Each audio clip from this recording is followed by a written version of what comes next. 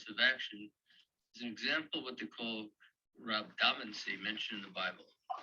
The first mention of a Jew actually using a staff appears in the Talmud, where the technique is for.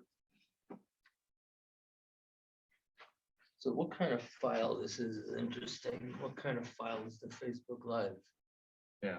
Did you record it straight to Facebook or did you Facebook record Live. it? Okay. Maybe I should do it all the time.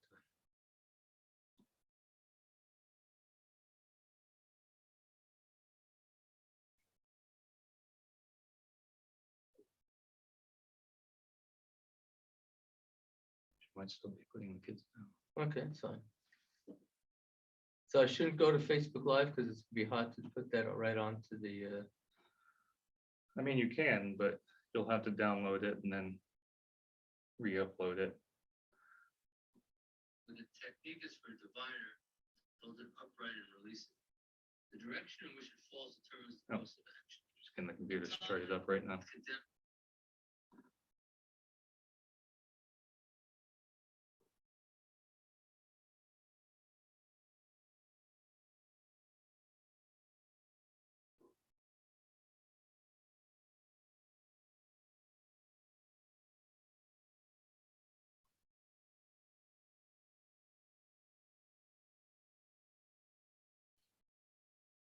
Or do you want to sit for class?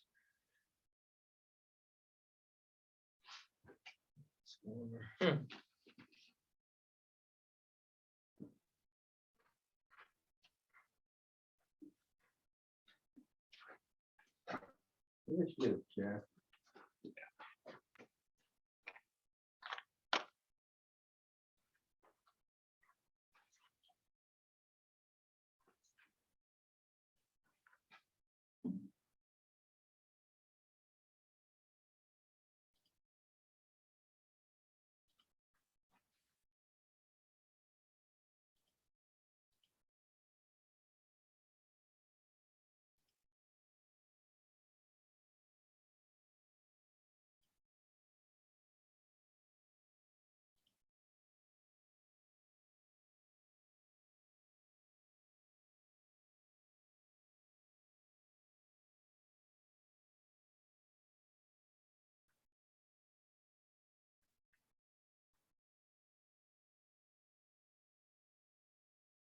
Hey there, lady.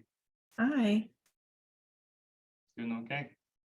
Yeah, we're doing okay.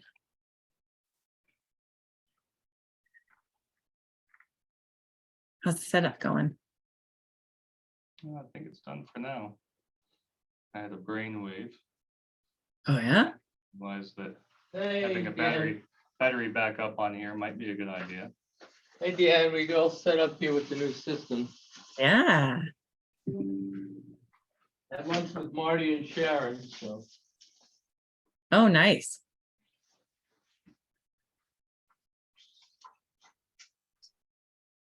You need just clean the place, so.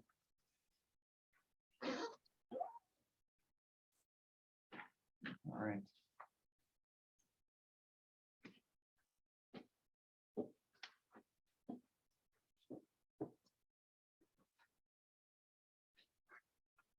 I'm just getting set up in the chat.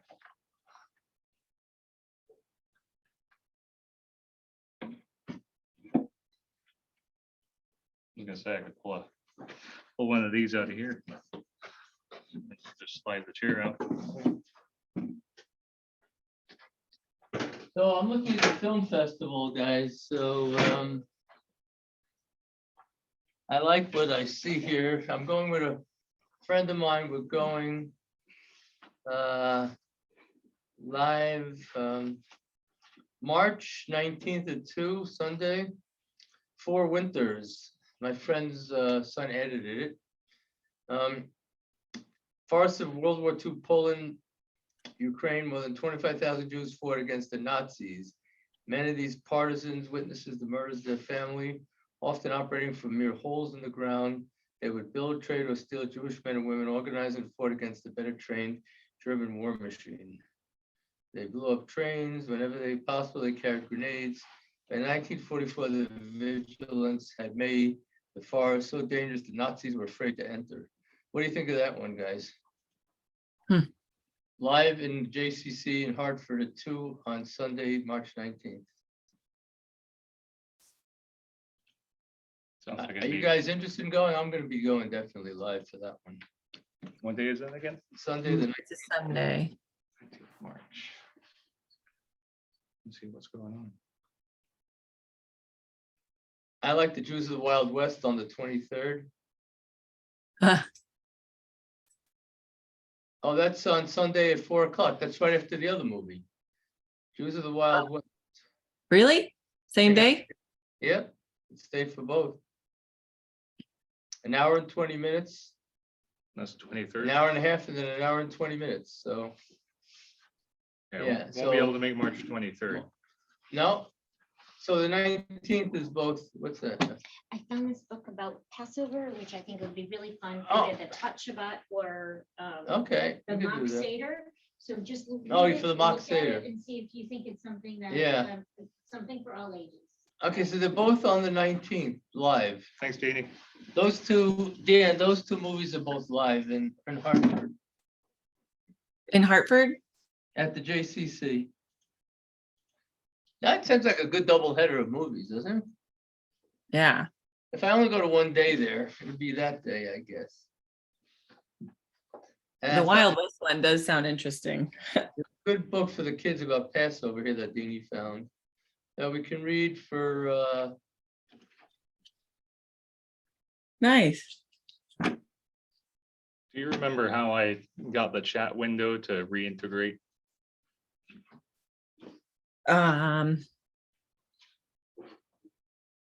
I think you just click on the chat. That's what happens for me. No, somehow it was. what, something disabled here? Is it popped out on the side? Yeah, What's it's that? popped out. So somewhere up on that top bar where it says meeting chat, I think you clicked on something up there. Is there like a little drop down arrow next to meeting chat at the top of it? Yeah, there is, but it's not. Because for me, that gives me an option for close and pop out. Does it really? Mhm. Dan, what do you think of our first weekly newsletter? I like it. I love it. A lot of positive comments on it. Well, yeah, I think that's a whole part of what people have really needed too is one place to kind of give them all the information and that weekly reminder instead of having to send this email out for this and this email out for that, and they got to try and pay attention to which one means which. Now they've got one email for the week that really helps them Yeah, keep. and it has the link in case people keep losing the link. Yep. And that's for I think the older generation. That's the really useful part for the older generation who's not used to being able to bookmark a page What did or link. tell Arlene later last night? She said that it's hard to figure out what's going on which days with the flyer, whatever. Some of the older folk I can relate to. I think I have older family members who don't assimilate into the new processes very well. So they do need a little hand holding and a little, but I think that's also part of what we as the community inside the synagogue should be doing, right? We should be helping each other out that way. It shouldn't be just on one person's plate. That's where, us younger folk can help out the older folk, and then the older folk can help teach us younger folk stuff. So I think that's. She also said she didn't like Tammy's voice. but- Did she? I thought she just said she didn't like the guitar. Well, I don't know exactly what it meant. Yeah, I think it was just the guitar she didn't like. And that's like you had mentioned, that some people have that preference, right? Oh, well, you heard me play guitar before. I can play guitar at the services. I choose not to. That's Mhm. I choose not to do it on Shabbos. That's me. Mhm. I don't want people have me doing a cappella for 29 years. They don't want to hear me all of a sudden being this reformed guitar strutting rabbi. That's not what they do to me, and I don't want to change the perception. What do you think? No, I don't. Yeah, I wouldn't change that. But I think what I was thinking when Arlene was mentioning that stuff is, since she is friendly with Goldie, and she's got that sort of personal relationship with her. I'd love to find out one or two songs that Goldie does like, and then especially maybe around Goldie's birthday or something like that, we could play some of those during the Shabbat service, No, I think that would be fun. what's doing with your home computer? It keeps having lines. It's hard for me to look at it because there's lines going through it all the time. Yeah, that's something I'm still working on. I need to find a shielded USB cable for the camera. So it's the same camera that's up there, the same camera, the same cable, but it's the location of where the computer is. I like to think that I have an elevated energy now, right? Yeah. So, but I'm yeah, actually working to try to fix that because the power for the house comes in just on the other side of the wall. And I think it generates a lot of interference. So are you interested on the 19th about going to the film festival? What do you do with the 3 kids? that's always the question. We would have to see if maybe Nana can come and watch the kiddos for an afternoon. I'll have to start reaching out and seeing if anybody might be available. Hard to find a babysitter, for God's sakes. Yeah. I mentioned it to Elliot actually when I saw him on Saturday at Shabbat services or after Shabbat services, and he said that he was like, "Oh, you need a babysitter?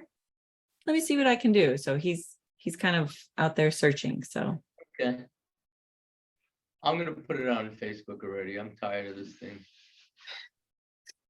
Let me put it out there. Oh.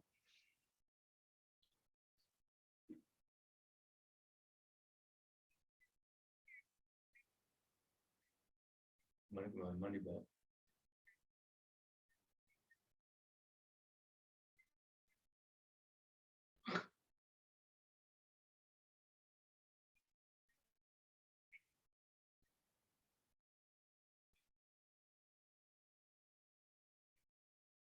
Oh, I have to figure out how many days I'm approved for now. I need this guy. What's that? The car rental. Hmm. They have to see how much I was approved for. Well, car wasn't drivable for 30 days, so. Yeah. Stop. And you know what they did at the end? I just got my new insurance. They raised my premiums, even though it wasn't my fault. oh really? Yeah, so I got a call and they raised my premiums, even though it's the other person's fault. It wasn't Right. settled about that at the time they raised it, but I don't want to, it's not fair that they raised my premiums on that. Yeah. They didn't pay out anything, so I didn't pay for the car rental, they didn't pay for the repair. No, don't let them do that to you. Yeah. So anyway, I went to have a neck ultrasound. My neck is good as far as the carotid artery. I went to the neurologist today, and reason it's hard with the guitar and the golf game right now is I have a left nerve impingement. And Elliot was here this morning. He said he had the same thing, and his wife said to ice it and put heat on it. That happens when we sleep on our arms with the circulation. So they told me that I'm starting PT in 2 weeks. Good for you. Our PT to figure out what's going on. So Yeah. I thought I had a stroke, a mini stroke, maybe, but turns out doctor said there's no way you had a mini stroke. Look at the shape you're in. That's good. So yeah, it's always good when you run into people in the office, like Elliot told me about what I could do in the meantime, just do the ice and the heat. And So, yeah. Do you try and sleep differently now to make sure you're not sleeping on it?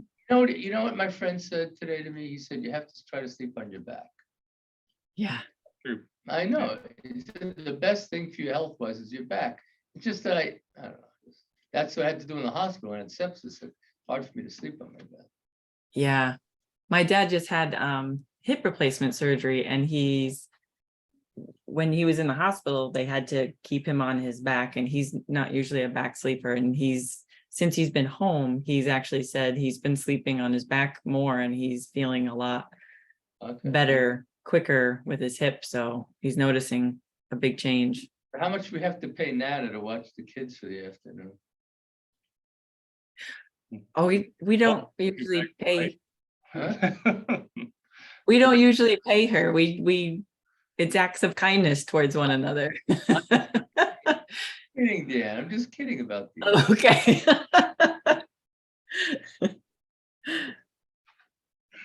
We usually just have to make sure she's got all of her tasks for the week done and taken care of, so that way she can be focused on watching the kids.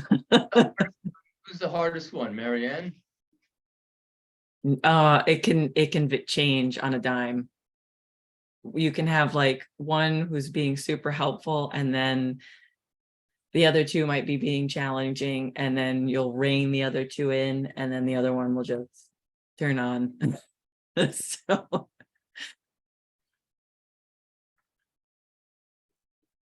The problem with a babysitter is getting up your driveway. yeah. Babysitter with truck. Get used to it. Yes, babysitter with truck.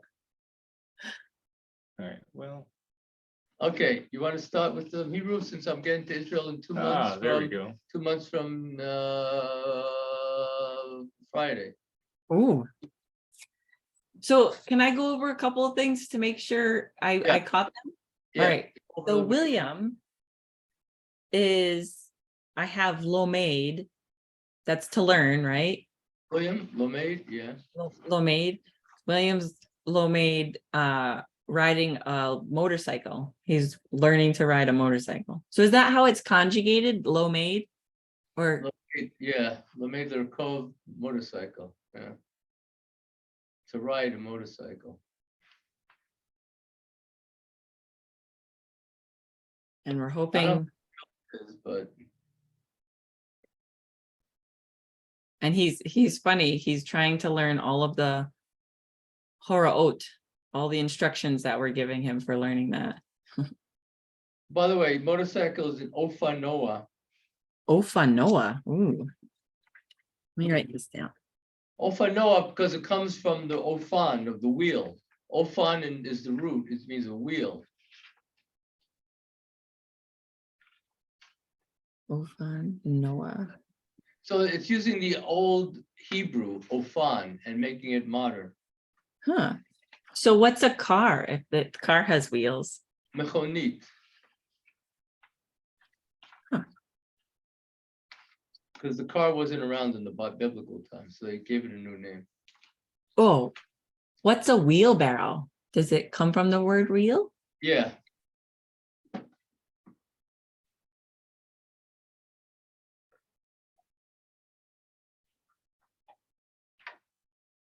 I wish you guys were coming in the to the trip. You better be ready for an adventure if we're coming. Your kids are a little young to fly. Oh, yes, they are. Yeah.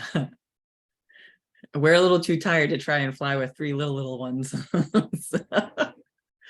Well, wheelbarrow is called a miritza. A miritza. Miritza is a wheelbarrow.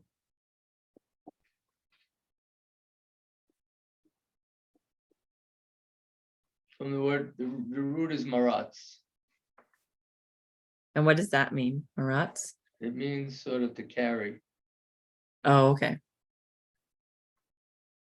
But if you had a push cart, it can also be like my ancestors had in the Lower East Side, agalat yad. A hand, like more like what my grandfather did in the Lower East Side, agalat yad. He had a wheelbarrow, it was sort of like a cart that he had his goods on for sale. Oh, okay. Maritza is the modern term for a wheelbarrow. Agalat yad is again from agal, the wheel of the hand wheel. All right. Makes sense, Scott, that it has 2 words. Maritza is the modern word, and agalat yad is the old word for having a push cart. Agalat. Yeah. Agalat yad is like a push cart, and a wheelbarrow is a miritza, which is modern Hebrew. Any And other- all three kids are down for a tenuma, right? Oh, right, the tenuma, they're napping. Yep. And we're How- hoping nobody How do you manage to get all the 3 kids down for a tenuma? With can't an keep Marion awake because she likes to fall asleep early. Okay, so you keep her busy, and then you have to get the boys outside in the fresh air, running around, Yeah, jumping on stomp rockets, or riding their little tractor or motorcycle. I remember that it was a tenuma.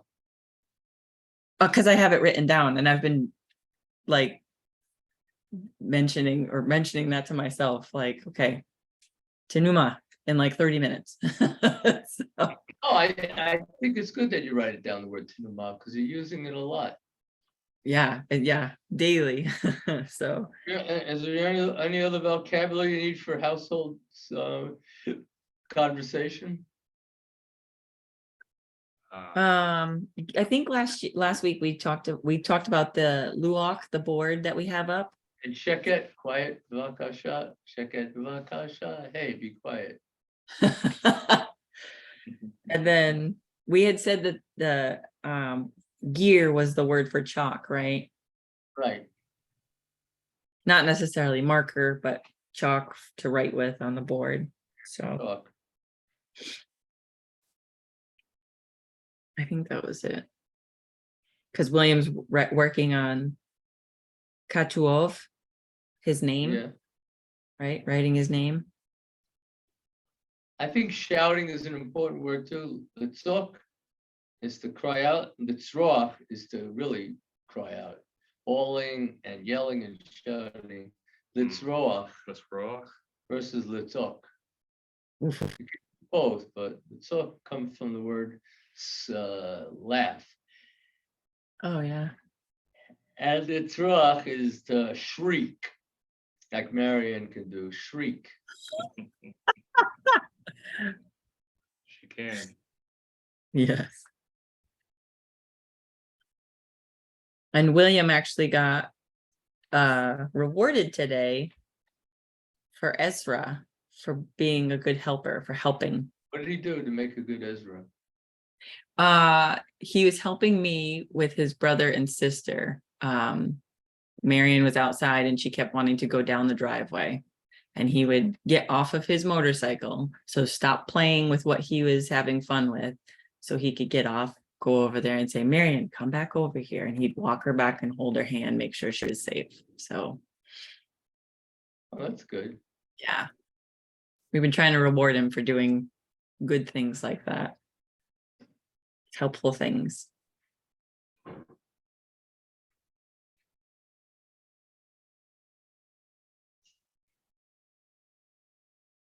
And he helped me when Alexander was losing it because his tractor was stuck.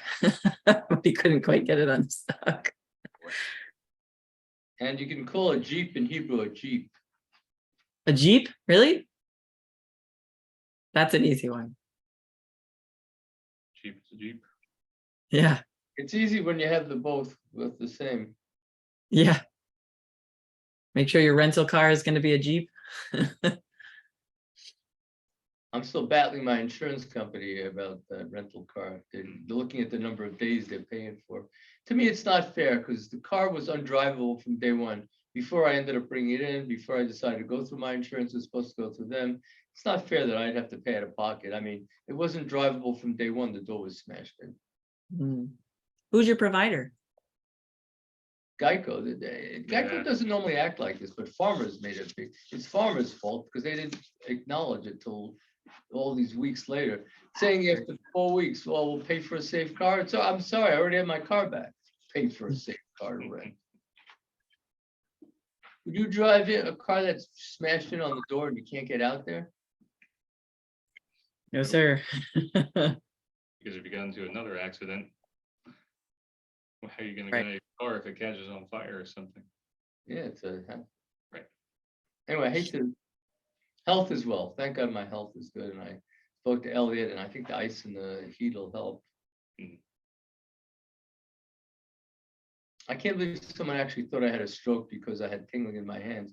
My face didn't droop. I didn't have any other symptoms. Yeah. Doctors are quick to find. A doctor thought that? Yeah, Oh. they couldn't classify it as anything. So, tingling hands equal stroke. I'm not in this really, Deanna. Though I look, I'm in shape that I'd have a stroke. Really, my blood No. pressure was it 120 over 68 today? It's better than my blood pressure. Yeah, you don't look like you're in any poor shape like that would happen. So I wouldn't have assumed that. Now I just gotta figure out with the arm, it's taken away some of the distance from my golf swing, so. Hmm. I gotta get my arm, I gotta get the energy. Do you believe that happens? The energy isn't flowing, I'm losing some power. Maybe I'm just making it up. No. Is that possible, Dan, that I'm losing some power? Because my left arm, I mean, the left arm is everything in the golf swing, and my left arm is hurting, and I'm not getting the right. Yeah, you need to retrain. So I have a number of pinched nerves, including on the right Yeah. side of my neck and things like Well, that. that's a tough question, because there'd be many golf pros who would tell you your swing's gonna come from the twist in your body. The power is gonna come from being a spring It is or your coming. butt. They When also I say, don't hit your as butt's hard taking as a I could, swing. because I don't start out in the right position. Yeah. We should probably have Josh's girlfriend have a group lesson for us in April before we go out. Probably have a group lesson at her place, have like 4 or 5 of us there. Is she a golf pro? Yeah, Cool. she's a golf pro. Can all go out to the driving range. Yeah. That should be a fundraiser. Have Yeah. people come out and pay $20 for a 30-minute group Like, group training. okay, say she's like $140 an hour. So if you Mhm. had you have like 7 people, it'd be $20 each. You can play farthest ball. Great. Everybody pitches in to compete for farthest ball. And I like to take her You out can on the pay course for- with me. I like Yeah. to take her out on the course with me and say, oh, why did you chip so poorly? Why didn't you putt? I'm starting to play simulated golf, but they don't have putting with the simulator, so it's hard. It assumes that I'm Yeah. putting from 40 yards. It assumes I'm 3-putting from 60. It's assuming. Yeah.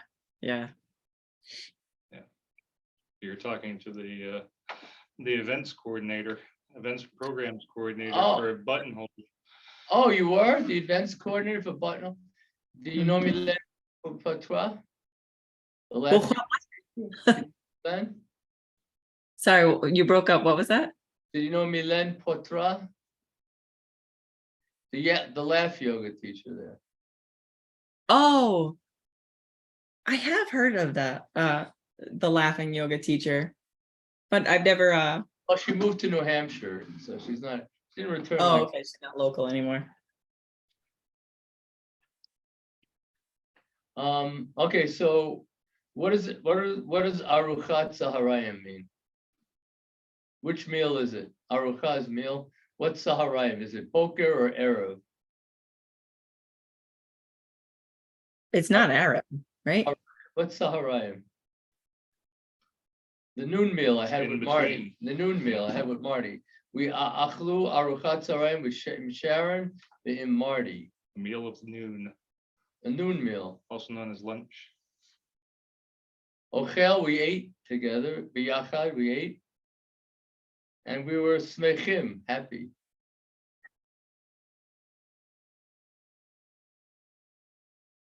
And it has here that menucha is rest as well as shenuma. Okay. That's the old Hebrew.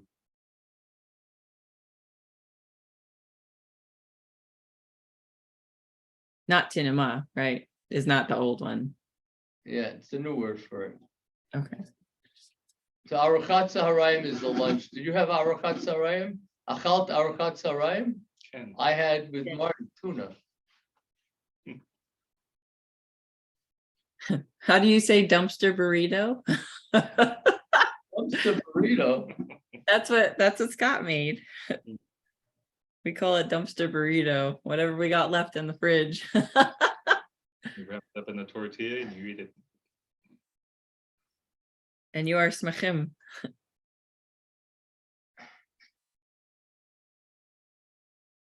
Trying to think of what the word is for I have. Yeshli. Yeshli. I like yeshlo. Burrito is burrito in Hebrew. Oh, I like that even better. Give me a Jeep and a burrito. I'm good to go. Yeah, burrito, cell phone, computer. They're all pretty easy. And banana. Bananot. Banana. Yeah, banana. So. What is a dumpster? Pach ashpa. A dumpster. Pach ashpa burrito. Ashpa means garbage. Oh, there you go. Pach ashpa means like a dumpster garbage. Ashpa is if you go into the garbage with all the wonderful stuff that Prince William leaves you and dirty. But if you go to the dumpster here in the shul, we downsize it. It's a pach ashpa. It's not an ashpa. It's a pach ashpa. So it'd be burrito pashpa. Yeah. Burrito pach ashpa. I won't ask for it in Israel. What's in a burrito pach ashpa anyway? Whatever Today. left, grab it in the fridge. Oh, it's like cholent. We should make cholent once here at the shul. We should have a cholent making. It's like the Jewish staple, but no one ever makes it. We can get beans, we can get meat from the crown. We can have them make a cholent. It was like a meatloaf. It's like a stew.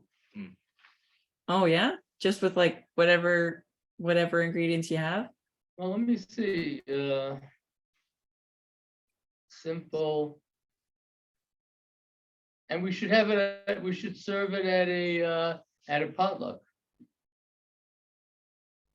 I know it's hard for the youngers. We just had a chillin' contest.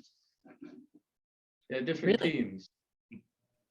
Okay, here's one for 10 minutes. How's this?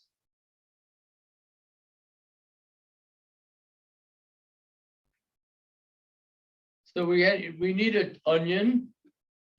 Oh, we get chillin' mixed beans. That's not good. I don't want to get a mix. What's the Jamie Geller? I don't want to. You know what? That's no fun to put a chillin' mix and then heat it up. Right? Mhm. You agree with me? It's no fun. Okay, so let's see what we need. I have a quick question for you. Okay, Yeah. so If I order a battery backup from Best Buy, would you mind picking it up on the way down to Groton? Tonight? Where is Yeah. the Best Buy in Groton? On 82 or 85? it's right across from the mall, Crystal Mall. Oh, You know where Panera Bread is? yeah, okay, Across the street from Target. okay. I would have to leave early. Yeah, it would just be like, I'll put the order in and then you just go and grab it and come back. Okay. Or I can just stop by there before I come home. Tomorrow. Here's what we need. Red potatoes. Those are right away 90 high glycemic index. Onions, beef stew, marrow bones. I don't know if you can get that. Dried beans, lima. Marrow bones you can get from Salem Brine Cuts. Yeah, Okay. Pearl barley or kasha. Well, we got those. I can't for gluten free. Okay. Garlic cloves, eggs, black pepper, chicken broth, salt, paprika, turmeric, cumin, cayenne, and water. So it mixes beef stew and chicken broth, huh? Yeah. So it's doable. It has to cook for 17 hours though. In a crock pot, right? Yeah. Yeah. I mean, we could leave it in a crock pot here, can't we?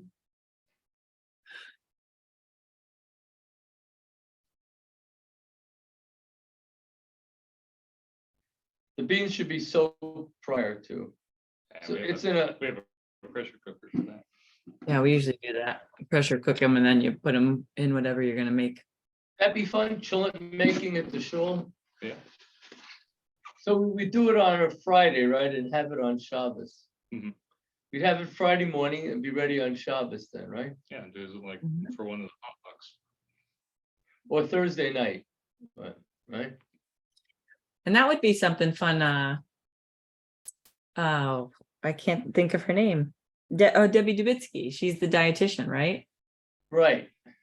So it would be fun if on a Friday before Shabbat service, if she would walk through the steps or the ingredients that someone could have, and then whatever that is, one person or family could be the person to put all that stuff into the crock pot and then cook it up, and then after Saturday services, it could be there for the potluck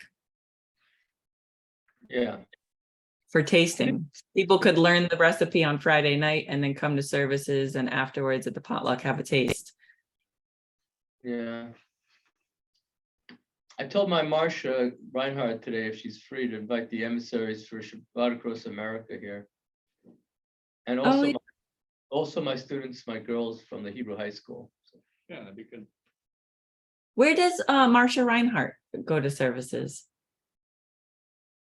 I won't comment. Oh, She doesn't like the rabbi there, so she's okay. she gets paid to do a Bethel. Gets a couple $100 to do Bethel every few weeks. Oh. But it was just really nice having her at the house when we did the People- dinner. I told her that. I said it was really, really nice sitting next to her and saying the prayers and Yeah. hear her say some of it that I don't like, some of the details in the words that I don't always pick up and stuff. And I Okay. thanked her for that. I said, it was like, I felt like we had known each other for a long time and we've only just met moments before. So Two my members, friends, not members, that are musicians in shuls, and they don't go to their own shuls because they can't stand what the rabbi has to say. Political stuff. do they go to other shuls then? Yeah. Okay. Glad when I spoke to Marty, he said if I talked politics, he'd walk out of the service on Shabbos. Yeah. I try not to do that. I wrote Mhm. once, Dini didn't like it, and he said, you better not do this again. So I just be careful. I got people on the right, got people on the left. Yeah. And people on the right don't like the people on the left, and the lefties don't like the people on the right. Okay, so if I had to ask you, what's your name? Mashmi, what would you say, Deanne? Shmech. You would say Lo. Shmi. Don't I say Lo or Shmelo Dion because I don't have a Hebrew name yet? Name is, yeah. What are you thinking of for a Hebrew name? Are you thinking? You think of a Hebrew name? I thought of a lot of stuff, but I feel like at some point during this learning, something's gonna really come and hit home for me. So nothing's felt that strong yet.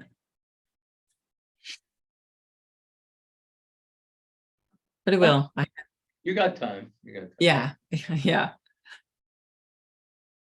You have to find a name that really hits you, Right. Okay, so a couple more words. What if I say at nechmad, ata nechmad to Scott, at nechmada? What would that mean? You are what? At nechmada. Charming. Charming. Nechmad. Charming.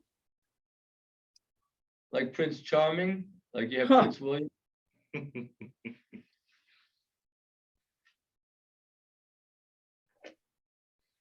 Nechmada. Yeah. Nechmada. It's great that I can speak to the emissaries in Hebrew High. How would I say Prince William in Hebrew? What's Prince? Ooh. What's Prince? Is it a derivative of Melech? Nasich, Nasich? like Nasi, president. Nasich is a prince. Prince William would be Nasich William. Got it down, Nasich.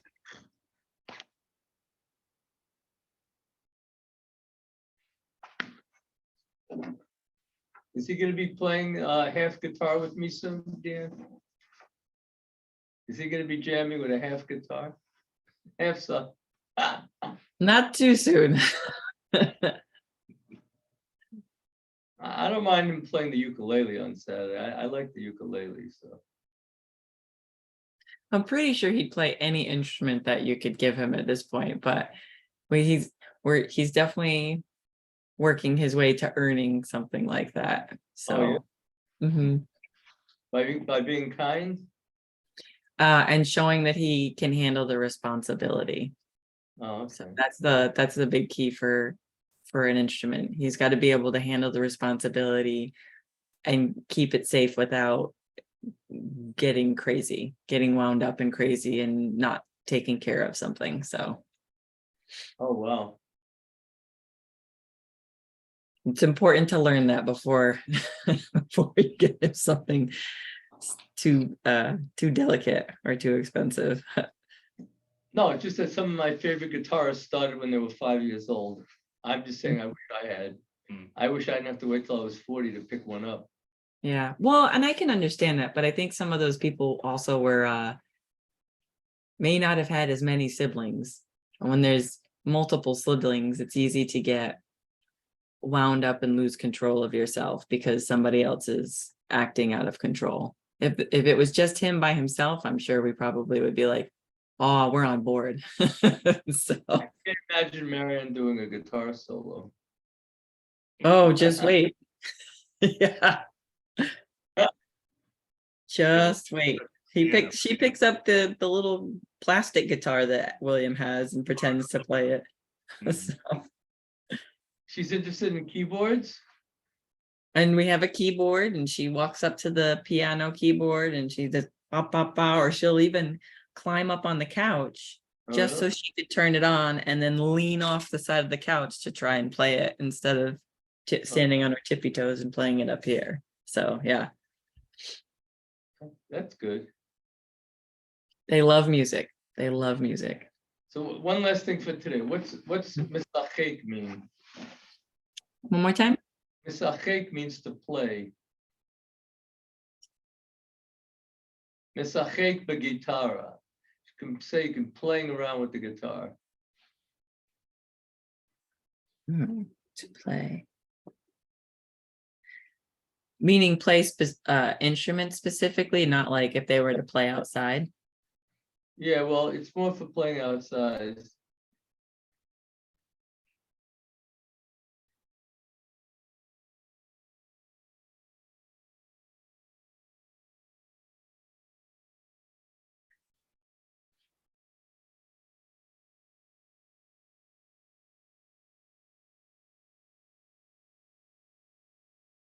You don't have to worry about going to Best Buy, by the way.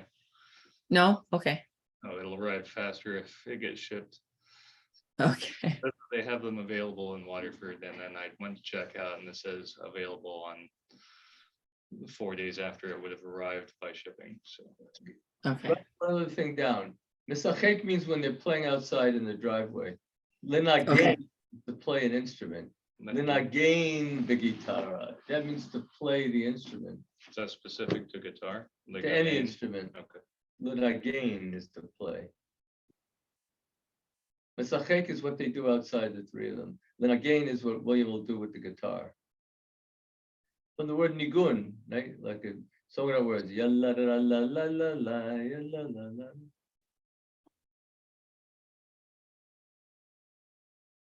All right. Good.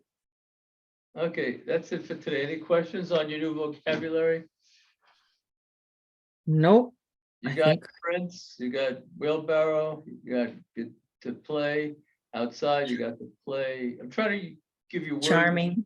Try to give you words that would you use around the house rather than just Mhm. standard conversation. How is the coffee? Is it cold or hot? And Starbucks. But I mean, Dan, Yeah. Well, and we do use it every once in a while. And there's a book that we read today, just before I put it to bed, and it was Look at You. And it talks about the Hebrew word for nose and your pech and your eyes and your ears. So it gives them the Hebrew word for those and says that they're perfect. Those little pieces of you are perfect already. And so we were doing that. And Alexander looked at me, he goes, No, that's a nose. He told me I was wrong. So I said, that's how you say it in Hebrew. And William was trying to explain to him what that meant. So he's like, that's the other word. That's the other word, Xander. It's okay. Mommy's not being a bad mommy. She's she's just trying to teach you. So, Okay, so any other questions on the Hebrew for today? Yep. Let's keep with it next week with words that you can use around. Why don't you give me a list? Send me the list in advance, Deanna, of words that you need around the house to talk to the kids. Let the kids Okay. know keywords. What do you think, Scott? Yeah. Linagen b'gitara, linagen b'ukulele. okay, cool. Yeah, we have to start expanding their vocabulary. a little Lechol, to eat. Lechol, what they like to eat. Foods that they like to eat. Mayim, steak. Mac and cheese. Vegetables. My list, I don't know if it's on their list. I'm a vegetable. No, vegetables and beans or bread. bit. Mhm. But that's, we'll give you a list. We can come up with a good list of stuff. Rather than going through a book with words that you're not using, I'd rather you use words that, you know, that you need around the house, whatever. To nap, to numa, I think you know, because you have it. Menucha, to rest. L'tzachek, to play.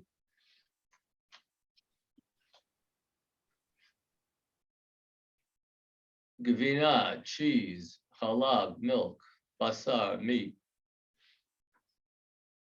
Vegetables, yirakot. So which chapter are you up to, Diane? Well, so I'm up to 86, but I had a question surrounding like chapter 67 is where Rome takes over Jerusalem, right? And when Rome takes over Jerusalem, things don't go well for the Jews for a while. And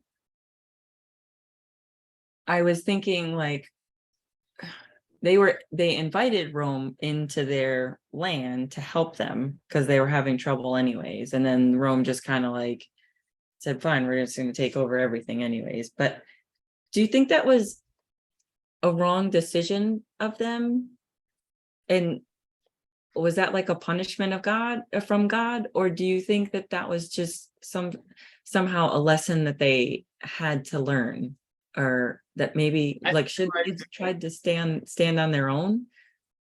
Or There's different ways of looking at it, but I think everything that God gives us is a lesson. We have lessons in life that we have to learn. And in life, your success depends on how well you do with the lessons. Look at Abraham, he had 10 tests. He could have easily failed them and not been the father of Judaism, but he did pass them. yeah. Joseph, thrown in a pit, left to die. It was a test by God, you know. Could have given up, and he didn't have to remain Jewish when he got to Egypt. He could have said, look what happened to me as a Jew. Mm-hmm. He didn't have to raise his kids that we bless your kids every week with to be like his kids. Yeah. Find Russia in a land where there's no Jews and those are the only two kids.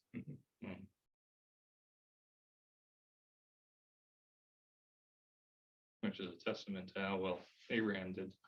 Abraham was the beginning. He's the first one that took the test. Did well with it. Yeah, the first one who did well with them. Because do you think he tested other people and they just failed flat on their face? And he was like, time to find the next person. Yeah, it's not easy. It's never easy to live up to role models like that, you know.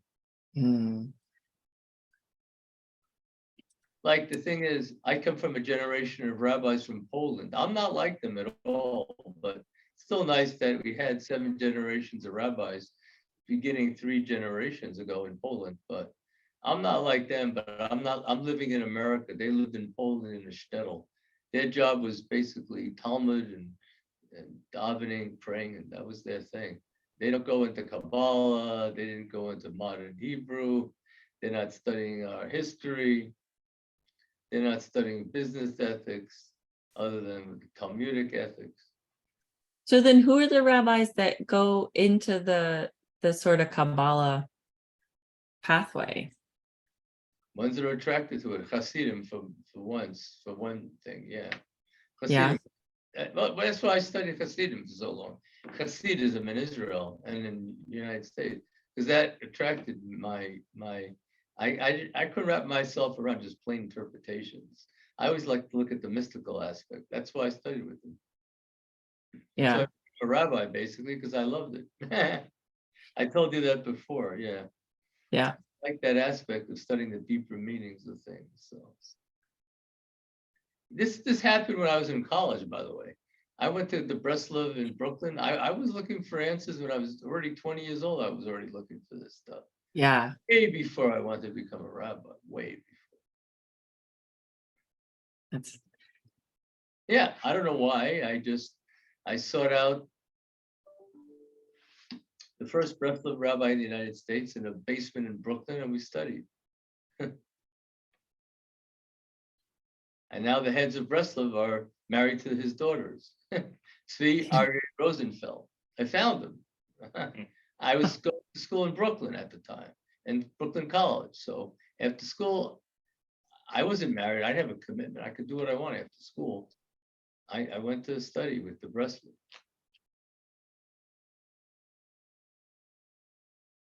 So that was me seeking out when back in 1975 already. yeah. And then Yeah. I had Question about that era.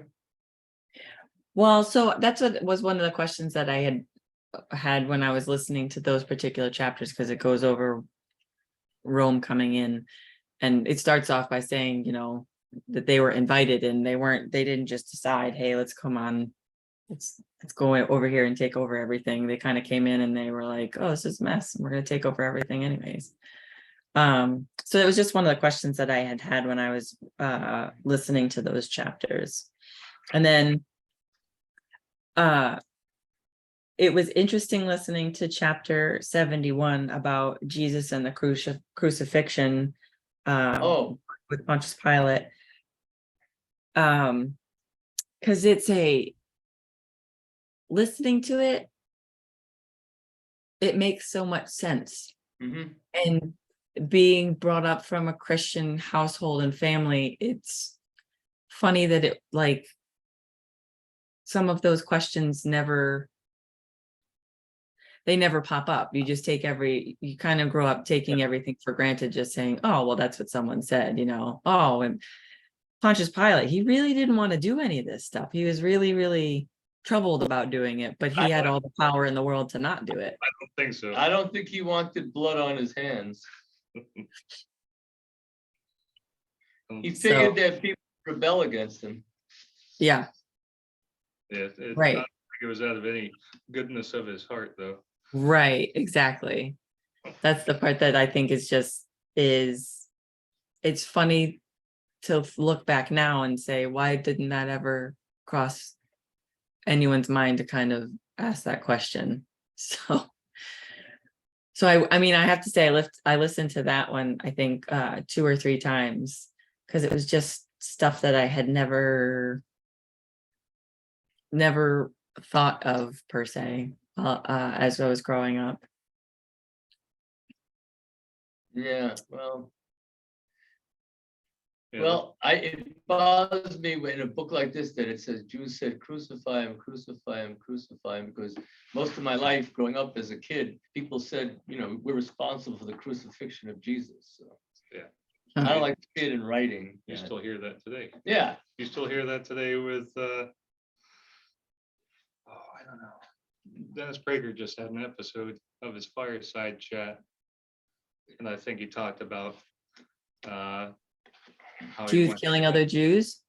how he I think- had to listen to somebody talking about, well, you're the ones who crucified Jesus. Oh. One of the highlights of my life as a kid was sitting in the pews at Lickett Square Synagogue. To one side, next to me was Dennis Prager and next to him was Joseph Telushkin. Really? Wow. Yep, Yeah. yep. Rabbi knows everybody. I just so happened when I was 21 years old, I was at that synagogue is what attracted me because of the Stevie Wonder, the Stevie Riskin, wonderful rabbi in New York, who's now the chief rabbi of Efrat. He started that yeshiva that recognizes women in the West Bank. So yeah. Anyway, that's where I met Ephraim Buchwald from National Jewish Outreach, Read Hebrew America, whatever the whole. That's where I met him at that synagogue. Shlomo Carlebach, singing with him in the park. I happened to be in the right place at the right time. Many people say. A lot of right places at the right time. Your timing's impeccable. Not because they moved the festival to where I was in camp. It's just 69. It's just my life. It's just crazy. When I was like 13 to 20, it was like we had the first Jewish folk groups and wedding, singers from Long Island that incorporate wedding Hasidic music. It was just, the messengers. It's just. It was just a great place to be in Long Island, in New York at the time where I was. So I was in the right time, that's how I was influenced to be a rabbi by F. Buchwald, his passion about teaching Torah, Shlomo Carlebach's passion about singing songs. Everyone had their own thing, Wow. Rabbi Simon Jacobson talked about Chabad. It's just, these are the big movers and shakers and the different. It was the Orthodox. I didn't know from conservative then or Reform, so it was only the Orthodox people I was around. So, but I would, hearing what I'm hearing, Dan, I would be upset if I were these people. Hear these people saying they don't even want to go to the services of their own rabbi because they don't like what he has to say. I would be hurt if people said to me, like Aaron Sherman once said, he said, why don't you speak more about relevant things in the world? Well, my people don't really want to hear so much about what's going on in politics. And Marty said to me at lunch, he would walk out on me if I did it. And Marty's the reason we have a minyan on Shabbos, so I'm not going to insult him. Well, and that's one of the things that I think too, when people say that they won't go to their particular shul because they're not happy with what their rabbi is saying. Why don't they go and talk to their rabbi? Where's the feedback and where's the They're support? they're To afraid. just close it off is not gonna, how do you grow? They're afraid to. Because they're afraid the rabbi might what excommunicate him or something? What would happen? Not that, but they sort of don't want to make a scene. I mean, they don't have to do it in front of anybody, but I would think that would be one way to find out Yeah. Well, what the message is that they might be missing. That's what my thought was. Dini always says to me that I represent the synagogue, so I have to. Like the funeral. I have to do a funeral. Someone left a message for Dini. She couldn't understand it. I called the funeral director. Said they want me to do a funeral. Said, how'd you get my name? They said they called the funeral director Norwich from Plainfield, and the funeral director in Norwich says I do the best funerals in the area, so they want me to do this particular funeral. Something I was scared about when I first did a first funeral. I remember when I was in Bridgeport at the shul there with my friend, my colleague, and he's passed away, cancer Rabbi Grama, Yeshai Grama. We went to the first funeral and I was like shaking. I was like, how do you do it? How do you deal with someone? It happened to be a suicide, a 40-year-old suicide. I said, It's not an easy one. I said, what do you say to the people? Thank you, Shia, for that first one in 94. I've done over 150 of them now, but I'm glad people think of me that way. I mean, I never thought I'd be known for my funerals, but I was a hospice chaplain, I think, Dan, which helped. Yeah.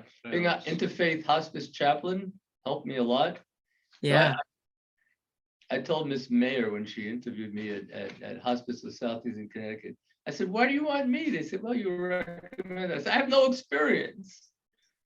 What am I going to talk to people a month before they die? They go, you'll follow Reverend Lord, and he'll show you what to do. And sure enough, I did. He How long ran did you do that for? to this day. What? How long did you do that for? I have a plaque in over my fireplace. 3 years. Yeah. Wow. I'm part-time. Well, that's how you get experience. I was off Yeah. on Wednesday. I was off Wednesdays, so I went Wednesday morning to the meetings and Wow. That's a long time for that too. That can get heavy. well, I told my friend Sharona, we're gonna work on a healing for her. She's not in good shape. I said to her, I became the person that a lot of what I did in life was because of your pushing, You should be doing this, you should be doing that, you should write a book, which I did, you should, you know, give lectures, you should give classes, Think of all the influential people you've been around in your life. Dennis Prager, Joseph Telushkin, Sharona, and how all that culminates into the discussions we have in the classes. Yeah. And Shlomo Riskin, yeah, and and all my Kabbalah teachers, Ariel Bar Tzadok, my current teacher, he's wonderful. There's not many people in the whole world that know what he knows. He wrote 18 books in the last 5 years. Yeah, Oof. I mean, they're focal higher point. level it's a higher level than we used to in our group. But I'm just saying, to call one of my rabbis, and Joe Bax, who passed away, who wrote about the twin messiahs that no one understood. I had him for a while. He's the one that talked to me about Jesus, who Jesus really was. That helped with that little discussion we had. So you're a mem, you're a focal point. Yeah. Middleton, of course, who I knew from my education conference. Then she and I were the chairs of the Spirituality Network. We brought speakers in, so I know all these speakers because we brought them in to present at conferences throughout the country. So yeah, Jennifer and I, when the chairperson Judy Caskell passed away, I was the assistant. She said, "You're now in charge." So I recruited Jennifer because I looked at that book. Yeah, and I looked at Her alphabet book. I looked at that book after she wrote that book, and I said, I want her on my side. Good choice. And then we became friendly with Sharon and Tom, and so I all these conferences, I made a lot of contacts. Don't forget, I make contacts with some of the best people in the country. So, I mean, some of my dear friends are one of the most, most sought out rabbis in the country. Joe Black with 1,800 families in Denver. It's just, all these people from the conferences, I know a lot of the rabbis in the country that attended the conferences. Yeah. Those little hoot nannies at night, every night for 3-4 hours, blasting. So I know all the song leaders in the country from that. Mm-hmm. I know Susan Shane Linda, who blew the show for us a few years ago, remember, from being the song leader. Yeah. So I have a lot of connections with people, and my cousin Robbie, Scott was there when he's gonna be speaking to us, my cousin, and Oh yeah, that's right. about Torah reading and try to get something going with the Torah reading. So, you use people in your own family, though. He's the third in charge of the conservative movement in the United States, so it's good to have someone that has such a say in policy that's in the though we're not members of the Rabbinic Assembly here, but I don't want to be a member. I don't want to abide by the rules there, seriously. And the dues, it would cost us like $100 a member to be a member. Our synagogue never wanted to pay it. Yeah. Yeah. Well, God definitely sends many people into your life to keep you sharing information with Oh, others. lucky So I think that's great. I got lucky with Tammy. I was frustrated. I needed help, so I sent a message out to the universe, someone to help me, and Tammy picked it up, and she said, "I got a message. I'm here to help you." So Yeah, just need to keep Tammy happy and I'm sorry that some get people. Zoom up to. I'm sorry up to that snuff. people. I'm sorry that people don't like Tammy because I really like working with her. And Mhm. I guess We I like have to Tammy. realize that there are some people from the old school that don't appreciate her talents. So. I felt the same way, Dan. When I heard the first guitar service in Bridgeport at the Reformed Synagogue, I said, what is this, a rock concert? Oh, yeah. Thought that, really. I said, I'm never going to play guitar, even though I could. I said, I'm never going to do this. I'm never going to be playing Stairway to Heaven and whatever the songs were popular at the time, spirituals. I mean, Lord, prepare me a sanctuary, I would. That I would. But I can relate to that though. I grew up going to services where the typical instruments that were played were like a piano or an organ. And then when I got a little older, I went to a church service that had like a guitar, like an electric guitar and drums. And I was like, whoa, whoa, whoa. Yeah, it Are can be Are we trying to rock out, or are we just trying to praise God here?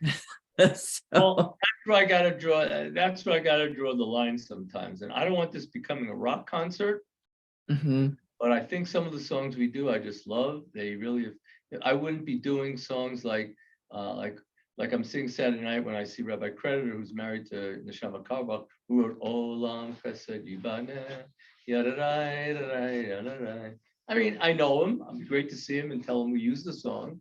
I feel good. And to tell Neshama Karbach that we use Kiva Moed, her father's big hit. Kiva. Anyway, I like knowing her. I grew up with West Side of Manhattan with her. But yeah, I think in life I think we're all a reflection of the people in our lives that we know. So Mhm. if you hang around with low-level people all the time, like I know, these people always get themselves in trouble with the law because they're hanging around with people that want to go crazy because they have no money. Isn't that something I told all my sailors? That's right. Hang around with the people that you want to be like, not That's- with the people that drag you down. That's why That's right. Saturday night when my friend retired from Temple Shalom, went with my sister, my Yiddish group, brilliant people. They're all wonderful people, social workers, PhDs in psychology. Anyway, these are the people I'm going to Israel with. It's a great group. The conversation is high level, so I like it. Yeah. It's geniuses. So that's who you hang out with. Though. That's what, if you're gonna hang out with low level people, like some of the friends I grew up with. I mean, You're I gonna hang out with become a them because I low-level have to. person. Yeah. You never learn. They never open their mouths. They sit there quietly. They never have any opinion on anything. I go to honor them sometimes, birthdays and stuff, but it's nothing I feel great about. Yeah. I mean, I've got people like that in my family. Yeah. Very close people that I don't hang out with and I don't regularly converse with because I don't want to be brought down. I don't want to be anchored down into that sort of thing. I try and reach out every once in a while and still, like you said, honor birthdays and things like that because Oh, I love them, but I can't. even my cannot brother, be. Yeah. even my brother, if I say anything, he'll talk right over me right away. Yeah. Right, if I say something and Scott's here, he'll talk right over me and say, go into something else. So it's something I grew up in New York with. It's hard for me to get over that, but it's something we all grew up with in the New York area. Everyone was talking over each other. And I think it's rude to do that constantly. I notice it because I see him do it all the time. And he makes $1 million a year. He's a successful executive at Morgan Stanley, but I don't think it's so good not to hear what someone has to say. In my business, it's suicide if I wouldn't listen to what people have to say and just give people my agenda all the time. Yeah. Something I learned about counseling is something I learned about from hospice. You got to hear what people have to say. Yeah. Yep. Yeah, you can't preach all the time. You have to also listen with intent. I think that the term is. I think we have a problem with communication here because from teaching writing, I don't think people communicate well to people, and I think people are finding out that they're not getting the message. Like with Zoom, with the message, it's like in life, I can talk to someone and ask. I did this as you have like 5 minutes. I did this as an experiment once. I spoke about something and I asked 5 people afterwards, what did I say? They go, we have no idea. You didn't pay any attention to what I was saying. I gave a great sermon. No one had a clue what I said. It was Yeah. They were thinking about other things. In a lot of my classes that I'm teaching now, I teach, but then I ask questions back. You do this in a lot of your services too. You'll ask people who are there, a question or two, just to see if they're getting it, or if they're following along, or did they fall asleep? So I try and do that sometimes in my classes too, to make sure that I'm getting my message across, or if I've lost them completely and I need to try a new tact.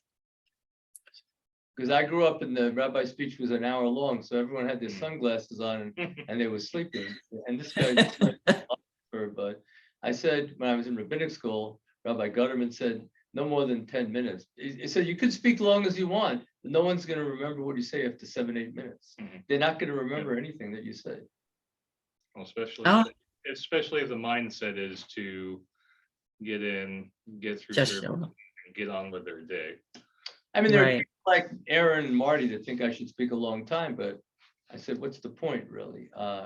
Make the services longer and then people start spazzing out. I know I do it myself when I hear long lectures. I do it myself. Yeah. I hear Mhm. lectures for hours or an hour and stuff, and I think it should be summed up in 10 minutes. I myself am guilty of it. Yeah, so I would say in that case, because I don't disagree with Marty that No, I don't there disagree should be with a you. longer discussion, but I think it should be maybe if you have time, an option Mhm. afterwards. Yeah, like Earl has an hour discussion every Shabbos. I don't think it flies with people here. No, right, Yeah. So And then the service becomes 2 hours and 15 minutes. right. I would love to have a discussion like we do during our classes. Yeah, well, on I leave a Tuesdays. certain time for that. If you want Yeah. discussions, we have classes. Yeah. Mhm. Yeah. Or like Scott said, even after the services, I know a lot of times Marty will sit still in the Right. chapel, and he'll have continued discussion with Mark or Scott Right. or whoever might Or- be there. Whatever. So, Anyway, I wanted to just bring up, we have like 5 minutes and I gotta go because lunch was so long. I have to do some things I was supposed to do. So I like from the book, I've been using some things for some of my my little mini courses. I think good manners means treating others as equals. If someone addresses you as Mr. or Mrs., we should speak to them the same way and not call them by their first name. There are some people in the synagogue that call me Ken. They think they're my friends for many years. I don't know. I think it's disrespect. Even Rabbi Wolski, Chabad rabbi, calls me rabbi. He doesn't call me by my first name. yeah, I would only call you Rabbi. Yeah, I mean, I would only call you rabbi, but I think it's also, I don't mind. I but- think the environment has a little bit to do with it too. So I can give you a good example. So I always call you rabbi. Yeah. And when I speak of you, I always call Yeah. you rabbi. But I was out with Josh grabbing dinner when Oh, we he were having told our discussion. And, I wasn't sure about the group of people that was around us. So instead of referring to you as rabbi, I referred to you as Ken. And He refers to me as Ken. okay. So when I got more comfortable with the other folks that were within earshot, then I switched back over to rabbi. So it's kind of I don't know. I had a good term for it. Listen, I when I first came here, I just loved the fact that everyone's like my friend. They would call me by my first name, but that didn't really work here. People always reverted back to call me rabbi, which I don't mind. Rabbi means teacher and mentor, and maybe I felt like more now than I did it when I first. I remember someone once joined here at the beginning. Their kids were in Hebrew school, and someone asked them why they left, and they said because when I first started, I didn't have much experience, which is true. This is my first job. I didn't have much experience, so they left because they wanted someone more seasoned. They said. I was hurt by it. I don't know if I had to hear that. A friend of theirs told them that. So I said, you know what? After that, I says, I don't want to be known as like a rookie or something. I want to study and be seasoned and study the way people and study speaking styles of people that have been established more than people who are just like the rabbi went for the bar mitzvah that time in the story. I mean, it was his first service ever as a pulpit rabbi. He's involved in youth work, and it was really terrible what he did. It wasn't good. He was doing chakra meditations. Hmm. And he didn't know the people. He's doing chakra meditations. Not knowing the congregation. His first job.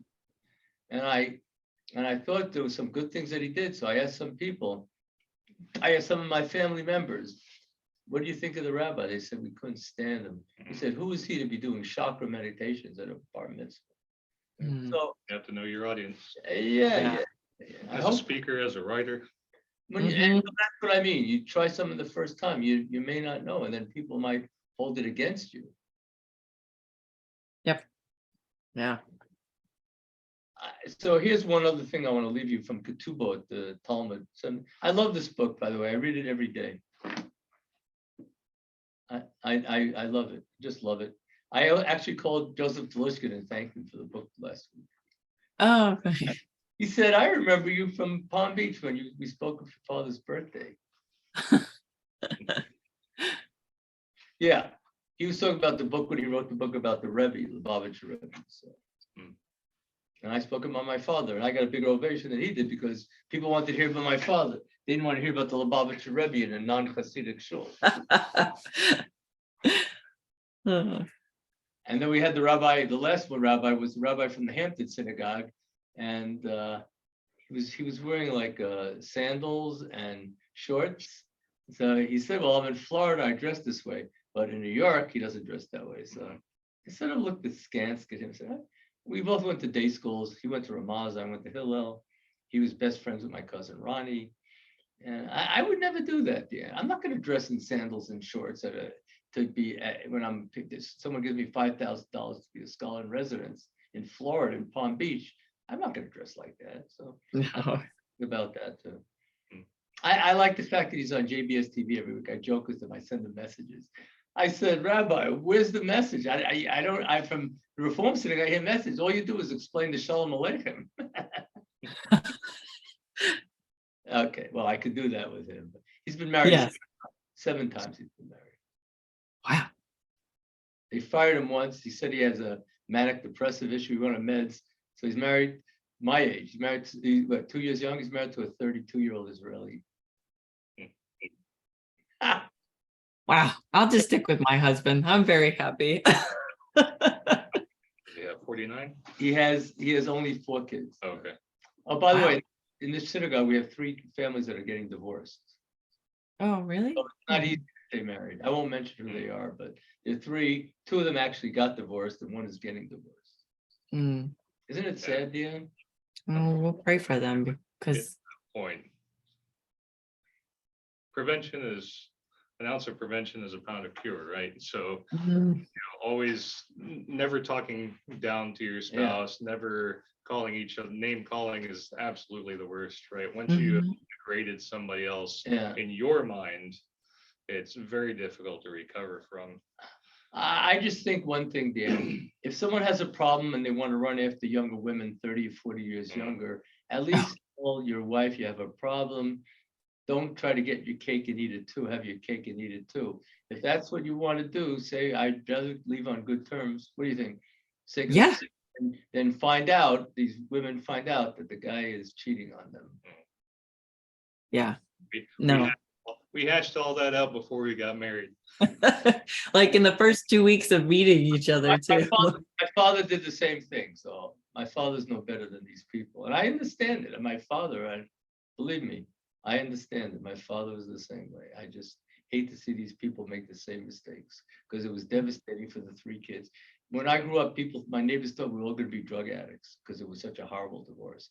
The fact that they're amazed to this day, my neighbors, that we turned out that I'm a rabbi is like amazing to people. The people I grew up with, they're amazed still. Really, seriously, I had no interest in religious studies when I was younger. Even though going to a day school, I was doodling a lot. Yeah, I can imagine. Having 4 hours of Judaic studies at the time I'm 6 years old till 18, it's just, it was a lot for me. Right. I told you when I discovered mysticism, things changed. I couldn't get enough of it. But Yeah. Rabbis from old school, and I don't know, So this is what I want to leave you with. A man's disposition should always be pleasant and attuned to others. Okay, the rabbis teach one should not rejoice among those who are crying or cry among those who are celebrating. If our mood is very different from those in our company, we should restrain our behavior or leave. So We If talked about that last night. if you see people that are crying and you're gonna go, whoopee, I just made $1,000, I hit the instant lottery, you know? That was actually one of the things I put in the one of the latest postcards to Michaela. Oh, I got it right. So there was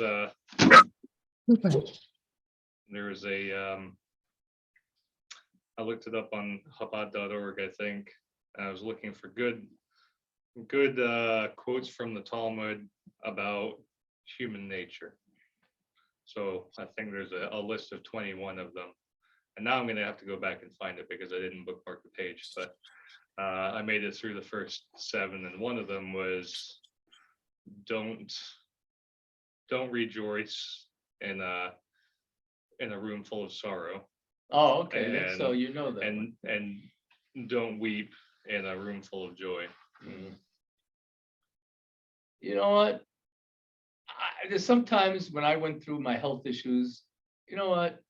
I feel like people really don't want to hear about your sorrows. You should always heal yourself and be uplifting with stuff, but it's easy to get into this zone of this dark zone, the black zone, when you feel Mhm. like, things are really bad but I think that even Reb Nachman of Breslov, when he was deathly sick, he was always trying to lift people up. So we should learn from that, right?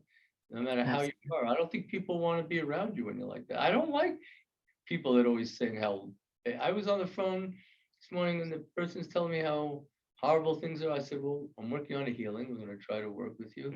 I know some powerful healers and we're going to try to work with you and see what we can do rather than giving up hope on you. I know you've given up hope, but as your dear friend, I'm not giving up hope.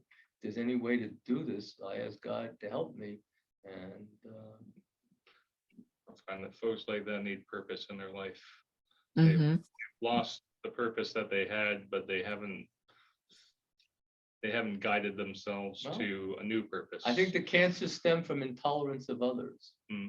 Intolerance and being a perfectionist doesn't help in life, and looking down on those who aren't on your level. Yes, this Yeah. person can channel from God. Yes, not every one of us can do that. We can't all channel paintings and music and writing.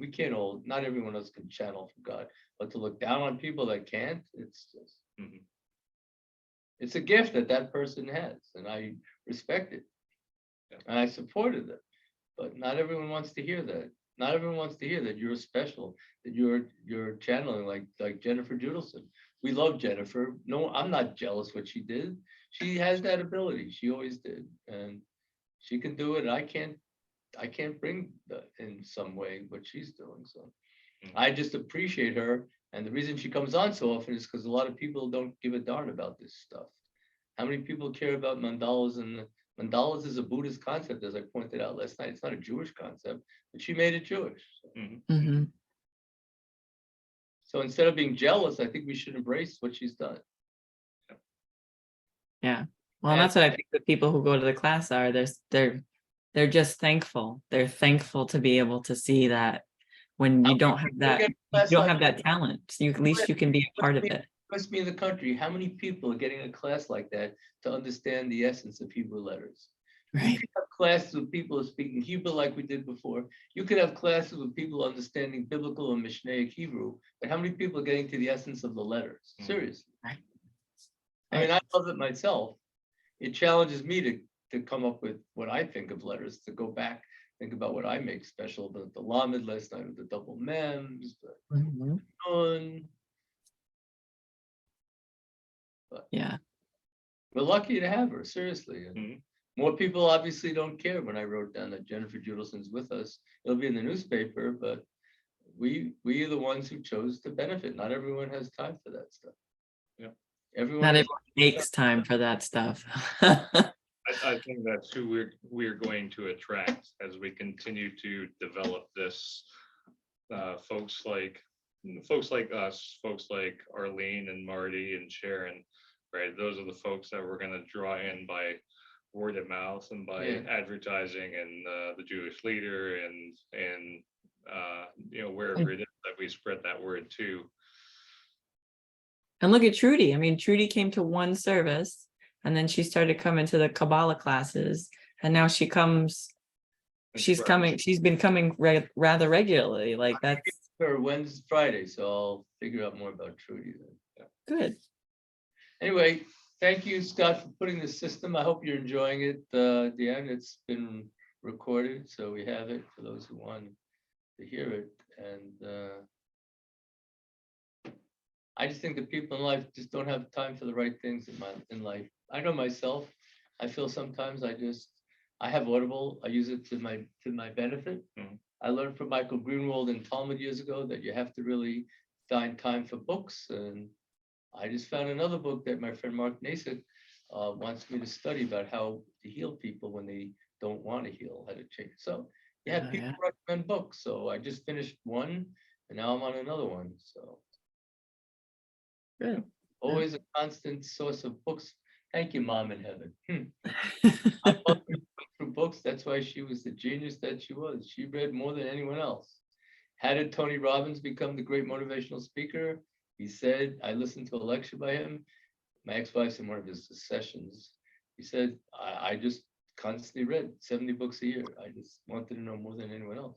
Mm, And there's a lot of knowledge out there. Yeah. And everyone Yeah. has time. You have to figure out what you're going to do with the time that you have. Mhm. Shalom, brother. Hit the very road. much. I mean, you guys motivated to do more Hebrew speaking for Israel. My friend Susan Cutler and I, we both teach Hebrew. It's going to be fun in Israel with the two of us because we speak with the natives. Everyone else in that class hasn't taken the time to Yeah. study Susan Cutler and I. So, Yeah, you guys are gonna have a blast. oh yeah, I know it. All right, Take Mom. care, Deanne. I All hope right. the kids are still asleep. The heater in a minute. Okay. Love you.